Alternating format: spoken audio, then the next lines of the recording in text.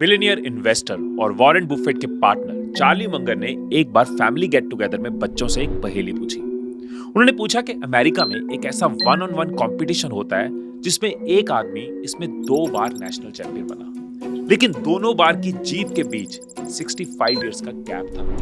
बताओ वो कंपटीशन कौन सा था? अब बच्चों ने सोचना शुरू किया। किसी ने कहा टेनिस, किसी ने गेस किया चेस, कोई बोला बॉक्सिंग। सब ट्राई करते रहे पर जवाब किसी के पास नहीं था। फिर एक बच्चा जिसने सही जवाब दिया चेकर्स। इस बच्चे ने आंसर देने के लिए यूज किया था एक मेंटल मॉडल। उसने कौन सा मेंटल मॉडल यूज किया और कैसे किया उस पे बाद में आते हैं। पहले ये समझते हैं कि ये मेंटल मॉडल होता क्या है। एक इंसान हर रोज छोटे बड़े हर तरह के 35,000 डिसीजंस लेता है और हमारी जो पूरी लाइफ है वो इन डिसीजंस का रिजल्ट है। इनमें से तकरीबन 5% 10% डिसीजंस सही जाते हैं और बाकी जो होते हैं या तो जल्दबाजी में लिए होते हैं या इमोशंस में लिए होते हैं। और इन सब का रिजल्ट क्या होता है? ट्रेडिंग की बात करें तो 90% ट्रेडर्स पैसा गवा देते हैं क्योंकि डिसीजंस इंपल्सिव होते हैं। 90% स्टार्टअप्स फेल होते हैं क्योंकि डिसीजंस रियलिटी बेस्ड नहीं, असम्पशन बेस्ड होते हैं। 36 लाख स्टूडेंट्स इंजीनियरिंग तो ज्वाइन करते हैं, पर इन 4 साल में कितने स्टूडेंट रिग्रेट करते हैं कि हमें तो कुछ और करना था।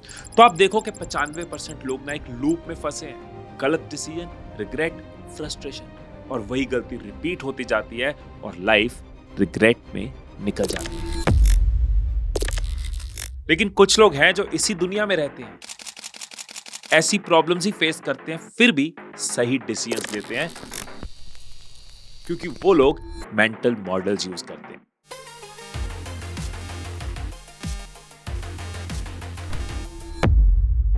Elon Musk mental model use करके स्पेस में लोड भेजने की कॉस्ट को 58,000 USD पर केजी से 2,700 USD पर केजी तक ला पाए।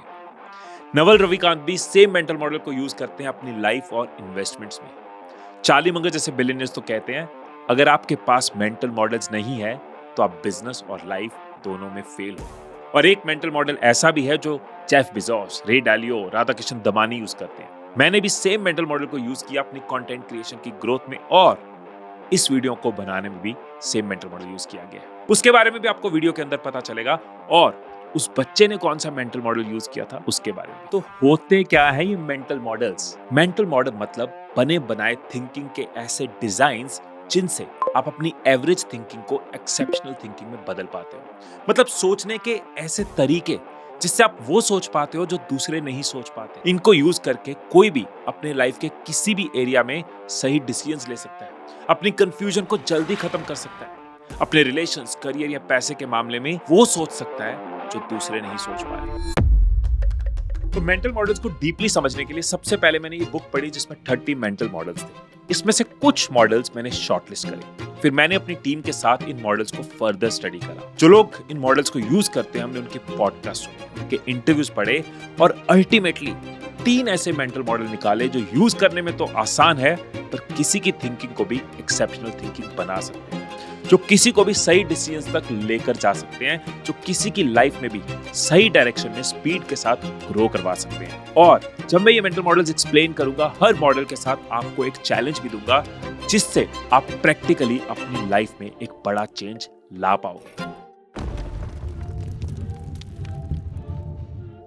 स्वदेश मूवी जो कि रियल लाइफ से इंस्पायर्ड है, उसमें एक गांव में आजादी के 55 साल के बाद भी बिजली नहीं होती और ना ही सरकार की तरफ से बिजली आने की कोई उम्मीद बची होती है। पर मोहन भार्गव इस मेंटल मॉडल को यूज करके उस गांव में बिजली ले आते हैं। फर्स्ट प्रिंसिपल्स थिंकिंग, इसको अगर कोई सबसे अच्छा एक्सप्लेन कर सकता है ना तो वो है इलॉन मस्क, जो कई इंटरव्यूज में ये बता चुके हैं कि अगर वो 40 की एज तक 3 revolutionary multi billion dollar companies बना चुके थे तो उसके पीछे कारण फर्स्ट प्रिंसिपल्स थिंकिंग था। First principles is kind of a physics way of looking at. Musk कहते हैं कि ज्यादातर लोग ना एनोलॉजी की जिंदगी जीते हैं। एनोलॉजी की जिंदगी क्या कहना चाहते हैं वो? इसका मतलब यह है कि जो होता आया है उसके बेसिस पे सोचना, जो सब करते आए हैं वैसे ही करने का सोचना। जैसे इस सीन में बिना सोचे ये बस घूमती जा रही है, घूम रही है तो घूमते जा रही है, घूम रहे हैं तो घूमते जा रही है। जब इलॉन रॉकेट को स्पेस भेजना चाहते थे तो उन्होंने रॉकेट की कॉस्ट पता करी, 70-80 बिलियन डॉलर की कॉस्ट। उनको ये फाइनेंशियली वायबल नहीं लगा पर उन्होंने ये एक्सेप्ट नहीं किया कि छोड़ो रॉकेट नहीं भेजते। उन्होंने सोचा कि रॉकेट बनता किस चीज का है, ब्रेक करने की कोशिश करी, एरोस्पेस ग्रेड एल्यूमिनियम एलॉयज होते हैं, प्लस कुछ टाइटेनियम होता है, कॉपर होता है, कार्बन फाइबर होता है। मटेरियल्स निकाले और देखा कि मटेरियल कॉस्ट तो 2% है। वो इस तरह से हर प्रोसेस को तोड़ते गए, क्वेश्चन करते गए, कॉस्ट घटती गई और अब वो उस रॉकेट की कॉस्ट को 90% तक नीचे ला रहे हैं, जिससे स्पेसएक्स दुनिया की सबसे डिसरप्टिव स्पेस कंपनी बन गई है। फर्स्ट प्रिंसिपल्स थिंकिंग का मतलब है कि चाहे कितनी भी कॉम्प्लेक्स प्रॉब्लम हो, आज तक जो होता है ना उसको साइड पे रख के प्रॉब्लम को छोटे छोटे हिस्सों में तोड़ दो, बेसिक ट्रुथ्स में तोड़ दो और फिर वहां से सोचना शुरू करो। टेस्ला के रेवोल्यूशन के पीछे भी यही है। उन्होंने देखा बैटरी की कॉस्ट क्या है, $600 पर किलोवाट आवर। कंपनीज कहती है इस कॉस्ट को कम करना पॉसिबल ही नहीं है। मस्क ने देखा बैटरी बनती किससे है, लिथियम, निकल, ग्राफाइट, कोबाल्ट। रॉ मटेरियल्स इतने महंगे नहीं है, असेंबलिंग और सप्लाई चेन की वजह से कॉस्ट बढ़ रही है, तो डायरेक्ट सोर्स से मटेरियल्स लिए, नए तरीके से असेंबल करना शुरू किया, बैटरी की कॉस्ट गिरा दी 600 से 150। जब मैंने रोहन और प्रतीक से पूछा कि वीडियोस के जमाने में आपने ऑडियो में 2000 करोड़ की कंपनी बना दी, तो उन्होंने कहा मोर फर्स्ट प्रिंसिपल थिंकिंग था। बहुत फर्स्ट प्रिंसिपल में एक प्रॉब्लम को सोचेंगे। वीडियो में इतने सारे एंटरटेनमेंट कैटेगरी है, ऑडियो में एक तो प्लेटफॉर्म हो। अब आप कह रहे हो कि हिमीश ये तो फाउंडर्स के लिए ना, हम क्या करेंगे इसका, ये तो आइडियाज के लिए है, इनोवेशन के लिए नहीं। नवल रविकांत की तरह हम भी इसको अपनी लाइफ का हिस्सा बना सकते हैं। Well, one good thing was I never had anybody telling me what to do, and I had to figure everything out for myself, and I think that helps a lot. Simple सी example लेते हैं। किसी को लगता है कि वो आलसी है, काम करने का मन नहीं करता, बहुत मेहनत लगता है दिन में। अब खुद को आलसी मान के वो बस घूमता रहता है कि मैं तो आलसी हूं, मैं तो आलसी हूं। अब इसको तोड़े जरा कि बॉडी में एनर्जी होने या ना होने के लिए क्या रिस्पॉन्सिबल है। मील्स, स्लीप, डेफिशिएंसी, नींद पूरी हो रही है, शुगर फूड्स या रिफाइंड ग्रेन ज्यादा तो नहीं है मील्स में, या फिर जिसको मैं आलस समझ रहा हूं वो एक्चुअली में विटामिन B12 की कमी है जो कभी मैंने चेक ही नहीं करवाई। जब आप आलस को तोड़ोगे तो 4 से 5 चीजें निकलेंगी। अगर आप उन पे काम करते हो आपकी लाइफ की प्रॉब्लम सॉल्व हो जाती है। ऐसी मान लो किसी को YouTube चैनल बनाना है, तो क्या प्रॉब्लम्स होती है उनकी? कैमरा नहीं है जी, हमारे पास तो बजट नहीं है, हमें एडिटिंग नहीं आती, और ये लिस्ट उनकी चलती रहती है। और मैं ऐसे कई लोगों को जानता हूं जो पिछले कई सालों से यही कह रहे हैं, मतलब वो भी। बेसिक ट्रुथ क्या है, बेसिक फंडामेंटल्स क्या है, तोड़ें। वीडियो बनाने के लिए क्या चाहिए, एक स्टोरी चाहिए, एक फोन चाहिए। सिर्फ इसके बारे में सोचो तो चैनल बनेगा और एक्शन शुरू हो जाएगा। यही 2 सच हैं। जो नाम आज बड़े हैं ना, उनके पास शुरुआत में यही 2 सच थे। फर्स्ट प्रिंसिपल्स थिंकिंग बहुत सिंपल है। किसी चीज को जितना तोड़ सकते हो उतने छोटे टुकड़ों में तोड़ो, फिर वहां से नया बनाना शुरू करो। चाहे वो आपका बिजनेस हो, करियर हो, या फिर आपका रिलेशनशिप हो। जब भी आप सोचते हो ना कि ये काम पॉसिबल है, बस मुझे सिस्टम को तोड़ के देखना है, तो आप दुनिया के 90% लोगों से अलग सोचने लग जाते हो। आपकी सोच पावरफुल हो जाती है और दुनिया की सोच आपके लिए इररेलेवेंट हो जाती है। मोहन भार्गव ने देखा कि इलेक्ट्रिसिटी बनाने के लिए पॉलिटिक्स नहीं, फिजिक्स चाहिए। इलेक्ट्रिसिटी कैसे बनती है? Motion, generator, conversion. अगर पानी फ्लो कर रहा है तो मोशन फ्री में मिल रहा है, जनरेट कर लिया तो इलेक्ट्रिसिटी में कन्वर्ट हो जाएगा। तो पहले मेंटल मॉडल के साथ आपके लिए आता है पहला चैलेंज, कुछ ऐसा जो आप हमेशा टालते आए हो कि नहीं यार ये पॉसिबल नहीं है, ये मुझसे नहीं होगा। अब्बा नहीं मानेंगे। उस चीज पे फर्स्ट प्रिंसिपल्स थिंकिंग लगाओ।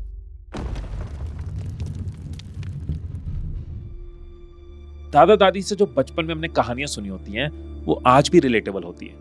एक कहानी जो मेरे नाना जी ने सुनाई थी वो हमारे सेकंड मेंटल मॉडल के साथ लिंक्ड है। एक राजा था जिसके साम्राज्य पे खतरा बढ़ रहा था। उसने सोचा कि अगर साम्राज्य को बचाना है तो पहले ऐसी जगह चाहिए जो सेफ हो। तो उसने एक किला बनवाया, ऐसा किला जहां परिंदा भी पर ना मार सके, जिसका हर कोना हिमालय की तरह मजबूत था। Height, structure, entry exit points, सब कुछ सॉलिड। अब जब किला बन के रेडी हुआ तो लोगों ने सोचा भाई अब तो सेलिब्रेशन होगी, पर राजे ने कुछ अलग किया। राजे ने सबको एक चैलेंज दिया। राजे ने कहा कि जो भी इस किले में घुस जाएगा और इस किले की चोटी तक पहुंच जाएगा उसे 1000 सोने के सिक्के मिलेंगे। ये कोई कंपटीशन नहीं था, ये एक टेस्ट था। राजे को देखना था कि किले में कोई कमी बाकी तो नहीं है, कोई ऐसा पॉइंट जहां से दुश्मन अंदर घुस सके। बहुत लोग आए, सैनिक आए, नगर के लोग आए, सबने अपना बेस्ट दिया, लेकिन कोई भी सक्सेसफुल नहीं हुआ। सबको लगा ये इम्पॉसिबल है। लेकिन फिर एक लड़का सामने आया जिसने ये करके दिखाया। राजा ने उससे पूछा कि सबको जो इम्पॉसिबल लगा वो तूने कैसे किया? उसने कहा मैंने ऐसा सोचा कि अगर मैं दुश्मन होता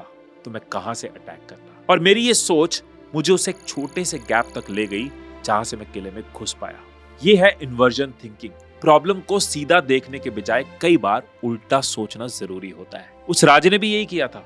उसने ये पता करने के बजाय कि किला कहां पर मजबूत है, उसने ये पता लगाया कि किला कहां पर कमजोर है। एक बच्चे की बात हमने शुरुआत में करी थी जिसने चेकर्स जवाब दिया था। उसने भी उल्टा सोचा था। जब बाकी बच्चे ये सोच रहे थे कि कौन सा स्पोर्ट हो सकता है जो किसी ने बचपन में भी जीता और बुढ़ापे में भी, तब इस बच्चे ने ये सोचा कि कौन सा स्पोर्ट नहीं हो सकता। फिर उसने एलिमिनेशन शुरू करी कि फिजिकल स्पोर्ट्स में क्या होता है, टेनिस, बॉक्सिंग, क्रिकेट नहीं, क्योंकि एज के साथ साथ बॉडी स्लो हो जाती है।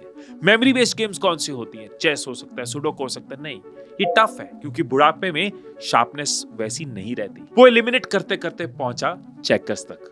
चेकर्स एक ऐसा गेम होता है जिसमें लॉजिक और एक्सपीरियंस सबसे इंपॉर्टेंट होता है, स्पीड, स्टेमिना या मेमोरी की जरूरत नहीं होती। और इसीलिए वो इंसान 20s में भी चैंपियन था और 80s में भी। अपने ट्रेनिंग वर्कशॉप्स में क्वेश्चन पूछता हूं तो अभी आपसे पूछता हूं, 25 का 4% कितना होगा? जब मैं ये क्वेश्चन पूछता हूं तो लोग रुक जाते हैं, सोचना शुरू कर देते हैं, कैलकुलेट करने लग जाते हैं। लेकिन फिर मैं उनसे पूछता हूं कि 4 का 25% क्या होगा? और जब मैं 4 का 25% कहता हूं तो वो 1 सेकंड में जवाब देते हैं 1। लेकिन 25 का 4% भी 1 ही होता है। दोनों का आंसर सेम है और यही है इन्वर्जन थिंकिंग का मैजिक। कभी कभी प्रॉब्लम को दूसरे एंगल से देखना पड़ता है। इन्वर्जन थिंकिंग का मतलब सीधा सोचने की जगह उल्टा सोच कर देखना। जैसे कि चार्ली मंगर कहते हैं, all I want to know is where I am going to die, so I will never go there. Like Charlie always says, all I want to know is where I'm going to die, so I'll never go there. मतलब जो चीजें तुम्हें बर्बाद कर सकती हैं उनसे दूर रहना। एग्जाम्पल लेते हैं। नॉर्मल तरीके से हम क्या सोचते हैं कि यार मैं वेल्थ कैसे क्रिएट कर सकता हूं, मैं अमीर कैसे हो सकता हूं। पर अगर ऐसे सोचने से रिजल्ट नहीं मिल रहे तो इन्वर्जन थिंकिंग यूज करो। क्या करने से मैं हमेशा पैसे में तंग रहूंगा? अब आपके आंसर्स क्या होंगे? बिना सोचे अगर मैंने इंपल्सिव खर्चे करे मैं पैसे में तंग रहूंगा। बिना प्लानिंग के ईएमआई पे चीजें ले ली तो फाइनेंशियली टाइट रहूंगा। एक इनकम सोर्स पे डिपेंडेंट रहूंगा तो मुश्किल रहेगी। और अगर पैसा कमाते ही खर्च दूंगा तो दिक्कत रहेगी। आपके पास कुछ कारण आ गए और जैसे आप इन कारणों को हटा देते हो पैसा अपने आप बनेगा। मतलब क्वेश्चन को फ्लिप करने से आपको एक नई अप्रोच और डायरेक्शन मिल जाती है। एक नया पर्सपेक्टिव से आप सॉल्यूशन तक पहुंचते हो। खुद सोचो, अगर हमने फेलियर्स को एलिमिनेट कर दिया तो क्या बचेगा? सक्सेस बचेगा। रिलेशनशिप्स की एग्जांपल लेते हैं ना। नॉर्मल तरीके से हम क्या सोचते हैं, मैं अपने रिलेशन को स्ट्रॉन्ग कैसे बनाऊं? पर अगर ऐसा सोचने के बाद भी झगड़े हो रहे हैं, डिस्कनेक्ट है या इमोशनल गैप है, तो इन्वर्जन थिंकिंग लगाओ। ऐसा क्या करने से मेरा रिलेशनशिप हमेशा टॉक्सिक रहेगा या टूटने के एज पे रहेगा? अब आपके आंसर्स क्या हो सकते हैं? अगर इग्नोर करते रहे एक दूसरे को, ईगो में रहे, ब्लेम गेम खेलते रहे, सुनने के बजाय बस बोलते रहे, अपने पार्टनर को समझने की जगह कंट्रोल करने की कोशिश करते रहे। जब एक कपल ये सब हटा देगा तो क्या बचेगा? प्यार, ट्रस्ट, कनेक्शन, सब चीजें। शेरलॉक होम्स को आयरन एडलर से एक बार एक फोटो चाहिए थी जो वो छुपा रही। No, you're here for the photographs, but that's never going to happen. अब सब सोच रहे थे फोटो कहां छुपी होगी। शेरलॉक ने उल्टा सोचा, अगर वो फोटो आयरन के लिए जरूरी है तो वो सबसे पहले उसको बचाएगी। तो उसने घर के अंदर एक झूठ मूठ का फायर अलार्म बजा दिया। वो अफरा तफरी के बीच आयरन एडलर जिस चीज का सबसे ज्यादा ध्यान रख रही थी वो था उसका। Thank you. On hearing a smoke alarm, a mother would look towards her child. Amazing how fire exposes our priorities. यहाँ पे आपके लिए एक चैलेंज। कोई एक गोल जिसमें आप कंफ्यूज्ड हो, जिसमें आपको क्लैरिटी नहीं मिल रही, बैठकर उसमें इन्वर्जन थिंकिंग लगाओ। नोट्स में आपके सामने होगा क्या क्या है जो आपको नहीं करना। जब हम फेलियर्स को स्किप कर जाएंगे तो बचेगा क्या? सक्सेस। वीडियो में आगे जाने से पहले मैं आपका 1 मिनट लेना चाहूंगा और आपको अपनी आने वाली वर्कशॉप के बारे में बताना चाहूंगा। अगर आप उसके बारे में जानने में इंटरेस्टेड नहीं है तो आप इस पार्ट को स्किप कर सकते हैं। मैं और मेरी टीम आपके लिए एक लाइव वर्कशॉप लेके आ रहे हैं जिसमें जूम पे मैं आपके साथ आपके ऊपर काम करूंगा। आप इस वर्कशॉप के अंदर अपनी लाइफ को डिजाइन करोगे सो दैट आप किस्मत के भरोसे नहीं, अपने हिसाब से अपनी लाइफ को जी पाओ। इस वर्कशॉप में हम आपकी कंफ्यूजन्स को क्लैरिटी में बदलेंगे। हम मैनिफेस्टेशन की बात करेंगे, कैसे मैंने मैनिफेस्टेशन को यूज किया, कैसे आप अपने सबकॉन्शियस माइंड को रीवायर कर सकते हो। इस वर्कशॉप में आप अपने फियर को कॉन्फिडेंस में बदल पाओगे, अपने प्रोकास्टिनेशन को एक्शन में बदल पाओगे। मैं अपने 14 साल के ट्रेनिंग एक्सपीरियंस से ये कह सकता हूं कि आप इस वर्कशॉप में एक अलग इंसान आओगे और एक अलग इंसान जाओगे। इस वर्कशॉप में आपको एक प्रॉपर वर्कबुक भी मिलती है जिसमें कई क्वेश्चंस होते हैं, उनको आंसर करते हुए आप खुद को डीपली समझ पाते हो, आप अपनी लाइफ को प्लान कर पाते हो। इसके अलावा कई टूल्स, मेथड्स और चीट शीट्स आपको इसमें मिलती है। एक पिज्जा की कॉस्ट पे आप अपनी पूरी लाइफ बदल सकते हो। अगर आप इसको ज्वाइन करने में इंटरेस्टेड हो तो इसका लिंक नीचे डिस्क्रिप्शन में आपको मिल जाएगा। अब बात करते हैं उस मेंटल मॉडल की जो आपको इंस्टेंटली स्मार्ट बना देता है। दुनिया के जो सबसे शार्प लोग हैं ना, वो रैंडम डिसीजंस नहीं लेते। उनके पास एक इनविजिबल सिस्टम होता है सोचने का, जिसको बोलते हैं फ्रेमवर्क थिंकिंग। इस मेंटल मॉडल को यूज करके आप किसी भी सिचुएशन में अपने दिमाग को इंस्टिंक्ट से इनसाइट तक लेके जा सकते हो। तो मैं करूंगा क्या, पहले आपको ना कुछ एग्जांपल्स दूंगा सो दैट ये कॉन्सेप्ट क्लियर हो। उसके बाद मैं अपनी एग्जांपल भी दूंगा कि कैसे मैंने पर्सनली फ्रेमवर्क थिंकिंग को यूज करके अपने कंटेंट और बिजनेस में ग्रोथ ली है। और ये भी बताऊंगा कि इस वीडियो में मैंने फ्रेमवर्क थिंकिंग को कैसे यूज किया है और उसके बाद कैसे आप फ्रेमवर्क थिंकिंग को अपनी डेली लाइफ का पार्ट बना सकते हो। तो शुरू करते हैं जेफ बेजोस से। उन्होंने अपने एक इंटरव्यू में बताया कि वो अपनी लाइफ के किसी भी बड़े डिसीजन को लेने से पहले RMF फॉलो करते हैं, मतलब regret minimization framework. The framework I found, which made the decision incredibly easy, what I call regret minimization framework. मतलब डिसीजन लेने से पहले 3 स्टेप। पहला, खुद को इमेजिन करते हैं कि वो 80 साल के हैं। दूसरा, क्या 80 साल की एज में उनको रिग्रेट है कि उन्होंने ये रिस्क क्यों नहीं लिया? तो थर्ड, अगर जवाब हाँ है तो उनको ये रिस्क अभी ले लेना चाहिए। इसी फ्रेमवर्क को यूज करके उन्होंने अपनी जॉब क्विट करके Amazon की शुरुआत करी। I left this Wall Street firm in the middle of the year. When you do that, you walk away from your annual bonus. देखो, अगर फ्रेमवर्क्स नहीं होंगे ना तो क्या होगा? कभी मूड की वजह से, कभी इमोशंस, कभी सिचुएशंस और कभी लोग इन्फ्लुएंस करेंगे। इसीलिए स्मार्ट लोग फ्रेमवर्क्स बनाते हैं और उनको टाइम के साथ साथ यूज करते जाते हैं, इंप्रूव करते जाते हैं। जैसे अगर कोई एड बनाना हो तो एड्स का एक फ्रेमवर्क है जो बहुत सारी कंपनीज यूज करती है, AIDA, attention, interest, decision, action. सबसे पहले कस्टमर की अटेंशन गेन करनी, उसका इंटरेस्ट क्रिएट करना, उसको डिसीजन तक लेके जाना और उसको बताना क्या एक्शन लेना है। इसी तरह से जब भी कोई स्टोरी बनती है, कोई मूवी बनती है, तो फ्रेमवर्क है CAR, कॉन्फ्लिक्ट, एक्शन, रिजल्ट। शुरू में एक कॉन्फ्लिक्ट होता है, लड़की का बाप अमीर है, लड़का लड़की से प्यार करता है लेकिन बाप मान नहीं रहा, कॉन्फ्लिक्ट। अब एक्शन होता है, वो लड़का कैसे स्ट्रगल कर रहा है, कैसे अमीर बन रहा है या कैसे जीत रहा है या कैसे लड़ रहा है, और वो एक्शन के साथ साथ हीरो की जर्नी हम देखते हैं, रिजल्ट तक पहुंचते हैं। इसी तरह से अगर किसी को गोल सेट करने हैं तो सिंपल है ना, फ्रेमवर्क यूज करो, smart, specific, measurable, achievable, realistic, time bound. अगर आपका गोल स्मार्ट है, इन 5 फैक्टर्स को मीट करता है, तो आपने एक अच्छा गोल सेट किया है। करियर डिसाइड करना है या बिजनेस डिसाइड करना है तो SWOT, strength, weakness, opportunity, threat, आपको अपने बारे में डीप क्लैरिटी मिलती है। जब मैं पॉडकास्ट करने बैठता हूं तो गेस्ट को मैं डीपली समझ पाऊं, कन्वर्सेशन को डेप्थ तक लेके जा पाऊं, उसके लिए मैं एक फ्रेमवर्क याद रखता हूं, 3W1H। मेरे सामने लिखा होता है व्हाट, व्हेन, व्हाई, हाउ। जब भी कोई बात होती है उसका कोई व्हाट पूछना, व्हेन पूछना, व्हाई पूछना या हाउ पूछना, कन्वर्सेशन डीप जाती है। आप भी इसको यूज कर सकते हो दूसरों के साथ कम्युनिकेट करने वक्त, बातों को आगे बढ़ाने वक्त। जब मैं बिजनेस में आया, टीम्स बिल्ड करनी शुरू करी, तो बहुत बार ऐसा होता था कि किसी टाइम बहुत अच्छा कैंडिडेट हायर हो गया और किसी टाइम कैंडिडेट अच्छा हायर नहीं हुआ। मैंने रियलाइज किया कि कई बार मैंने बहुत अलर्ट तरीके से इंटरव्यू लिया होता है और कई बार ऐसा होता है पूरे दिन की थकावट है, शाम के 8 बजे किसी का इंटरव्यू ले रहा हूं और उतना अच्छा डिसीजन नहीं हुआ। फ्रेमवर्क मिसिंग था, जिस वजह से लॉस बहुत बड़े हो रहे थे। तो मैंने एक फ्रेमवर्क समझा, हायर। पहले देखो उस बंदे में हंगर है कि नहीं है, इंटीग्रिटी, क्या उसमें एक ऑनेस्टी है, क्या उसके प्रिंसिपल्स हैं, वैल्यूज हैं।